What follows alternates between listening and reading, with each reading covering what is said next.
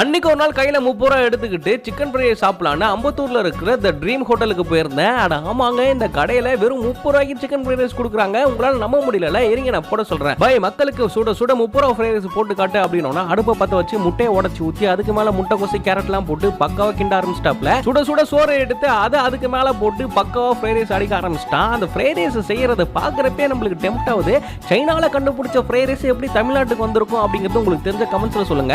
30 ரூபாய்க்கு குவாண்டிட்டி தான். அந்த பிளேட்டை பாத்தீங்களா, சின்ன பிளேட்டா தான் இருக்கும். போதும் போதும் அழகு காட்டினது, சீக்கிரம் போட்டு முடியா பசிக்குது அப்படின்னா அந்த பிளேட்ல அந்த ஃப்ரைட் ரைஸ் அடிச்சு கொடுத்தா உள்ள உட்கார்ந்து சாப்பிடுறதுக்குமே இடம்லாம் இருக்கு. சரி நம்ம வெளியில காத்தோட்டமா சாப்பிடுவோமேன்னு சொல்லிட்டு அந்த ஃப்ரைட் ரைஸ்ல கொஞ்சம் சாஸை ஊத்தி எடுத்து சாப்பிட்டு பார்த்தா நார்மலா ஃப்ரைட் ரைஸ்ல எப்படி இருக்கும் அந்த மாதிரி இருக்கு.